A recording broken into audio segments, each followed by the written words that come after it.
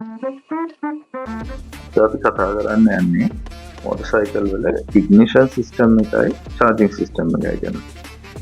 අපි මුලින්ම බලමු ඉග්නිෂන් සිස්ටම් එක ඇයි එහෙම එකක් තියෙන්නේ කියලා. අපි දන්නවා පෙට්‍රල් එන්ජින්ස් වල ෆුවල් මික්ස්චර් එක බර්න් කරන්න නම් ස්පාර්ක් එකක් ඉන්ට්‍රොඩියුස් කරන්න ඕනේ. මේ ස්පාර්ක් ඉන්ට්‍රොඩියුස් කරන්නේ ස්පාර්ක් ප්ලග් එකෙන් කියලා අපි දන්නවා. එතකොට මේ ස්පාර්ක් ප්ලග් එකට කරන්ට් එක දෙන්නේ මේ ඉග්නිෂන් සිස්ටම් එකකින් තමයි.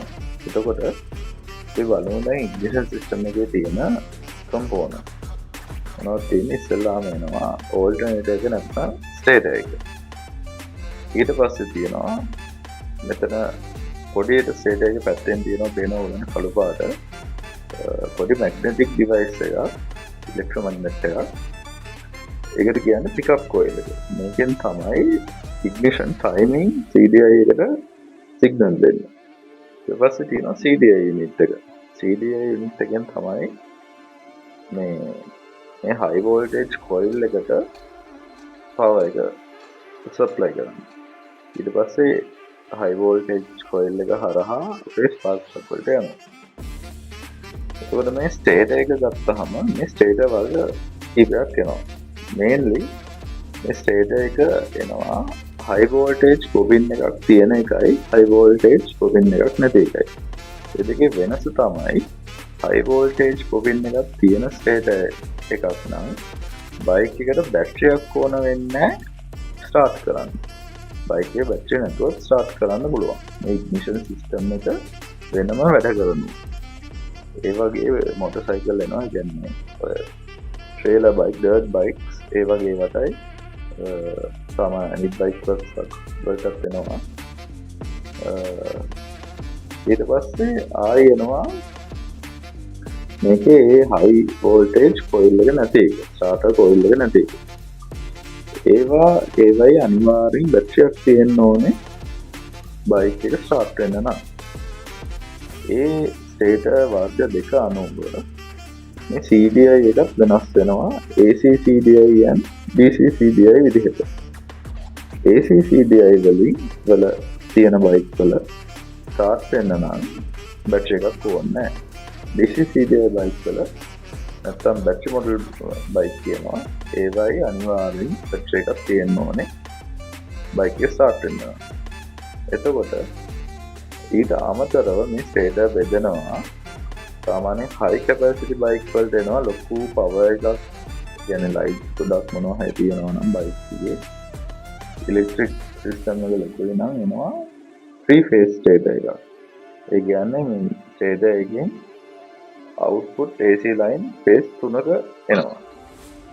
නැත්තම් පොඩි සාමාන්‍යයෙන් බයික් වලට එන්නේ සිංගල් ෆේස් ස්ටේටර්. ඒ කියන්නේ මේ බයික් එකේ ස්ටේටර් එකෙන් වයර් එන්නේ චාර්ජින් සිස්ටම් එකට වයර් එන්නේ දෙකයි. ඊට පස්සේ මේ ඔයගොල්ලන්ට පේනවා ඇති මේ මම ෆොටෝ එකක් දාලා තියෙනවා ස්ටේටර් දෙකක. ඒ ස්ටේටර් දෙකෙන් එකට ඔයගොල්ලන්ට පේනවා ඇති මේ එක බොබින් එකක් තියෙනවා ටේප් කරපු. බේක් කලර් වලින් ටේප් කරපු බොබින් එක. මේක තමයි මේ හයි වෝල්ටේජ් බොබින් එක. මේ එතකොට මේ හයි වෝල්ටේජ් බොබින් එක තියෙන ඕනම ස්ටේටර් එක කියන්නේ AC ස්ටේටර් එක. ඒ කියන්නේ ඒකේ ඉග්නිෂන් සිස්ටම් එක වෙනම වැඩ කරනවා. බැටරි එක නැතත් මේ බයික් ස්ටාර්ට් වෙනවා. එතකොට දැන් සමහර අවස්ථා තියෙනවා මේ AC ස්ටේටර් එක තියෙන මේ මොටර්සයිකල් වල මේ බොබින් එක මික්ස් කරනවා. එතකොට මේ ස්ටේටර් එක සමහර බයික් තියෙනවා සෑහෙන ඝන මේ ස්ටේටර් එක. يعني හොයාගන්නත් අමාරු වෙන්න පුළුවන් ස්ටේටර් එකක්. ඉතින් එහෙම වුණාම කොහොමද අපි මේ වගේ බයික් එකක් බැටරි මොඩල් එකක් කරන්න කියලා තමයි මේ වීඩියෝ එකෙන් අද කියලා දෙන්නේ. එතකොට ඊට පස්සේ මෙතන මම ෆොටෝ එකක් දාලා දෙනවා DC ස්ටේටර් එකක්. ඒකේ අර වගේ හයි වෝල්ටේජ් බොබින් එකක් නැහැ. අපි ඊට පස්සේ බලමු දැන් DC CDI එකක් කරද්දී කන්වර්ෂන් එකක් කරද්දී දැන් අපේ තිබ්බ AC ස්ටේට් එක ගන්න තියෙන්නේ. දැන් ඒක අපේ ස්ටාර්ටර් බොබින් එක පිච්චිලා තියෙනවා. ඒක අපේ චාර්ජින් සිස්ටම් එක වැඩ. يعني බැටරිය charge වෙනවා. මොකද ඒ කොයිල් ටික හොඳට තියෙන නිසා. වැඩි හරියන්න ඔය ස්ටාර්ටර් කොයිල් එක විච්චනවා. ඒකේ ඉන්සුලේෂන් එකක් වෙනවා. ඒක ගැලවුණාට පස්සේ ස්ටාර්ටර් කොයිල් එකේ තියෙන කොයිල් ගේජ් එක හරිම පොඩි. තුනේ කොයිල් එකක් තියෙන නිසා ටච් ගාලා ඒක ඩැමේජ් වෙන්න පුළුවන්. ඒ නිසා දැන් අපේ charging system එක වැඩන්නේ. එතකොට මේ DC CD එක කෙලින්ම වැඩේ කරන්නේ බැටරි එක. ඒතකොට බැටරි එකක් charge වෙනවා නම් DC CD එක කරාට පස්සේ බයික් එක දුවා ගන්න පුළුවන්. දැන් අපිට මේ ලොකුවටම තියෙන ප්‍රශ්නේ තමයි මේ DC CD එකයි කඩේ ගන්න තියෙන pin out එක එන්නේ නැහැ.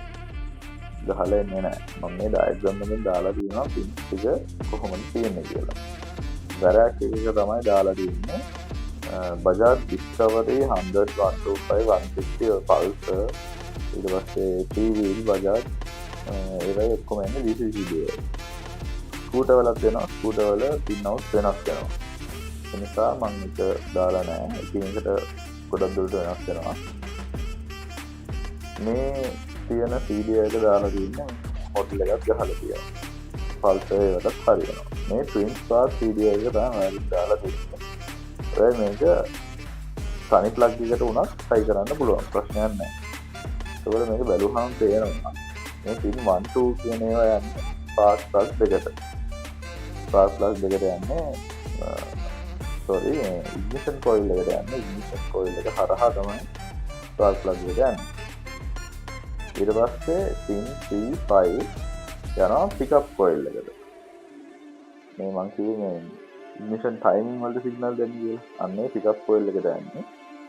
මේක අනිවාර්යෙන් මතක තියාගන්න මේ pin 3 එක high වෙන්නේ earth එකට. නැත්නම් negative එකට. earth එකට තමයි earth වෙන්නේ. මේ දෙක pin 3 5 මාරු කරොත් මේක වැඩ කරන්නේ නැහැ. එතකොට බයික් එක ඇතුලෙන් on off කරන්න නවත්තන්නයි මේ pin 4 එකට positive එකක් එන්න ඕනේ. ඒකට මේ pin 4 එකට positive එකක් එන්න ඕනේ. ඒක යන්න ඕනේ ඒ ලයින් එක key එක හරහා.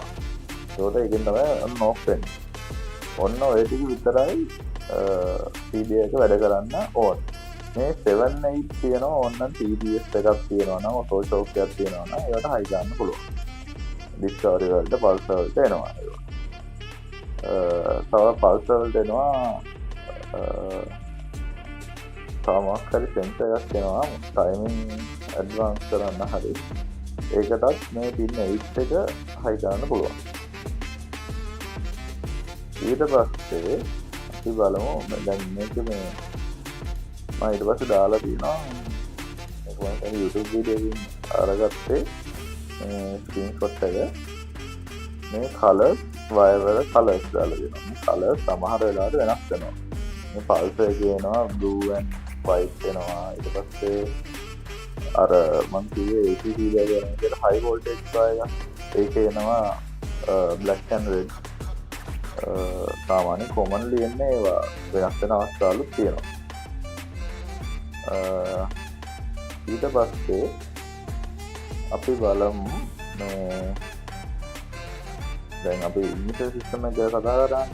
ඊපස්සේ අපි බලමු charging system එකේ ඇත්තටම ඒකෙත් වැදගත් වෙන්නේ මේ pins ටික තමයි. pins ටික මොකද මේ ගන්න තියෙන කඩෙන් ගන්න තියෙන ගහලා ඉන්නේ නැහැ. pins ගහලා ඉන්න තියෙන තමයි අපිට ඇත්තටම හොයාගන්න අමාරුයි. කියන්නේ අපි වෙන CD අපිට ඕනම CD එකක් පාවිච්චි කරන්න පුළුවන්. ඒ pins ගහලා ඉන්නේ CDI වලයි regulator වලයි pins දෙන්න ටික තමයි අපිට තියෙන ප්‍රොබ්ලම් ප්‍රශ්නේ. නැත්තම් ඕන තරම් වීඩියෝ තියෙනවා. ඒක බලාගෙන හදාගන්න පුළුවන්. ඊට පස්සේ මම අන්තිමට දාලා තියෙනවා මේ garage එකේ තියෙන 5 pin rectifier regulator එකේ pins ටික. මේ උඩම pin දෙක යන්නේ stator එකට. ඊට පස්සේ වම් අත පැත්තේ කෙරෝලේ pin එක ground එක නැත්නම් negative එක. මැද pin එක එන්නේ ෆිල් ස්විච් එකට. එකෙන් තමයි මේ චාර්ජින් සිස්ටම් එක ඕන් වෙන්නේ. ඒක යතුරට තමයි යන්නේ. යතුර හරහා තමයි යන්නේ. ඊට පස්සේ පොසිටිව් එක යනවා බැටරි එක charge වෙන්න. මෙතන ඊට කලින් ඩයග්‍රෑම් දෙකේ දාලා තියෙනවා මම සිංගල් ෆේස් ස්ටේට් එකක් තියෙන එකයි 3 ෆේස් ස්ටේට් එකක් තියෙන එකයි. මේ දෙක නම් ඉතර වැදගත් නෑ. හැබැයි ඒගොල්ලන්ට බලා ගන්න මම දැම්මේ මේ සිංගල් ෆේස් ස්ටේට් එකකට තමයි මේ මම දාලා තියෙන ෆයිල් එකේ රෙක්ටිෆයර් රෙගුලේටර් එක හරියන්නේ. එතකොට 3 ෆේස් ස්ටේට් එකක් තියෙනවා 6 pin රෙගුලේටර් රෙක්ටිෆයර් එක තමයි හරියන්නේ. එතකොට අර මම ස්ටේට් එකට වයර් දාලා දිනවා ස්ටේට් එකට වයර් 3ක් එනවා. එතකොට මම හිතනවා ඔයගොල්ලන්ට මේ වීඩියෝ එක වැදගත් වෙයි කියලා. ඒ මොනවා හරි ප්‍රශ්න තියෙනවා නම් මට කමෙන්ට් සෙක්ෂන් එකේ දාන්න.